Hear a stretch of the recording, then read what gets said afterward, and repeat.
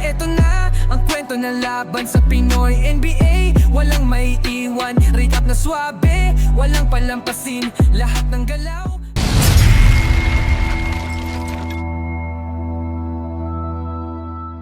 Great day mga kapinoy NBA. Binigyan ng tribute mga idol ang Miami Heat si Jimmy Butler. Hindi nakaligtas sa pagbubo ng crowd si Jimmy Buckets habang pinapanood ni Coach Poe. Hindi masaya si Stephen Curry sa nangyari. So eto na ang pagbabalik ni Jimmy Butler sa Miami for the first time since mangyari ang trade. Bago pa man magsimula ang laban, binigyan ng Miami Heat ng tribute ang kadilang former superstar. Magkahalo ang reaksyon ng crowd mga idol. May pumalakpak, meron namang nagbubo kay Jimmy Buckets. Na-appreciate naman ni Jimmy Butler ang tribute na yan at kumaway pa sa mga fans. Though awkward ang moment mga idol, first time din makaharap ni Andrew Wiggins sa kanyang former team since mangyari din yung trade. Nagsimula ang laban sa 3-pointer ni Alec Burks for the home team. Hindi maganda ang record ng Miami Heat for their last 11 games. Dahil 10 games dyan ay natalo sila mga idol. Napisikal kaagad ni Bam Adebayo sa Draymond Green at nadakdaka naman si Jimmy Butler. Simula pa lang, still no Stephen Curry. Nag-small ball si Steve Kerr at si Draymond ang kanilang sentro. Kalaban si Kelly Ware, ang 7-footer rookie. First points ng Golden State nagmula kay Jimmy Butler. Binuli pa si Tyler Hero Kelly Ware with an answer. Kalaban si Draymond Green with a height advantage 200 dong. Di naman kaagad pinatawad ni Draymond Green si Andrew Wiggins. Maagang dinoble team ng Warriors, umabot ng 8 points sa lamang ng Miami Heat. Pero nakabawi naman ang Golden State nang ipinasok si Buddy Hield na nakapagtala ng dalawang 3-pointers. Dalawa din ay nagmula kay Guy Santos. Total of 3 out of 3 from the field. Itong Brazilian store. Pinangunahan naman ni Bam Adebayo ang Miami Heat with 13 first quarter points, 4 out of 7 from the field. Lamang mga idol ang Heat 28-22 in the first quarter.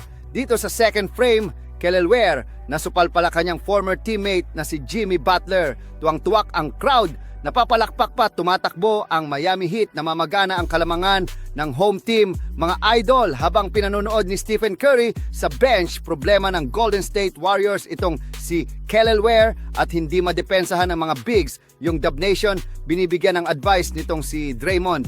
Si Quentin Post, ang 7-footer din ng Dubs Lobo sa double figures ang lamang ng Miami Heat dahil kay Kelly Ware naging X-factor both defense and offense si Jonathan Kumiga dahil sa kanyang tangkad at upper body strength and asabayan niya si Bam Adebayo at si Kelly Ware aggressive. Sa ilalim si JK nakakapag-draw ng foul sa mga bigs ng Miami 4 of 5 from charity stripes. Si JK mga idol sa first half pero kailangan niya ng tulong sa kanyang mga teammates. Alec Burks 2 3-pointers for the Miami Heat and Tyler Hero fadeaway 3-pointer to end the first 2 quarters. Sa harap ni Steph Curry 12 points for the 3-point champion. Sa first half lamang ang Miami 57-40 17-point lead.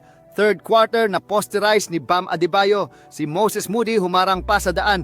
Jimmy Butler 3 playoff and Bam Adebayo na naman sa corner 3-pointer. All starters ng Miami Heat ay double-digit scoring na Kelly Ware in transition. Alley-oop dunk. They cannot stop the 7-footer rookie Kelly Ware again with the dunk. At ito mga idol, ang matindi, nabitawan na ang ball sa ere, nasa lupa ng highlight. Pumasok yung tirang yun, umabot pa ng 20 ang lead ng Miami Heat mga idol sa Warriors. After nyan, gumawa ng 10-0 run ng Miami Heat. Jimmy Butler with an end one basket. Nagkasunod-sunod mga idol hanggang sa ibaba sa 8 ang lamang ng home team 78-70. Nakakita sila ng liwanag. 37 bench points for the Dubs, 2 bench points naman for Miami Heat. End of third quarter, balik sa 13 ang inahabol ang Golden State. 5-point swing ng home team.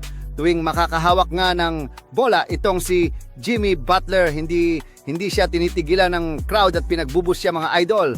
Former Warrior Kyle Anderson na itala ang kanyang first field goal over Jimmy Butler dito sa fourth quarter. Dumagdag pa ng 3 si Kyle Anderson. Ayaw pa rin tigilan ang crowd mga idol, si Jimmy Butler at patuloy ang pagbubus sa kanya sa 3-pointer ni Tyler Hero balik sa 20 na tumpo siya. Ang inahabol ang Golden State Warriors 95-75, di magandang run ito for Golden State Warriors. 6-minute mark, ipinasok na si Pat Spencer off the bench. Senyales na suko na si Steve Kerr, mukhang delikado pa ang Golden State na malaglag sa play-in bracket. Wala pang timetable kung kailan makakabalik sa Stephen Curry. Di masaya si Steph my idol sa performance ng kanyang mga teammates.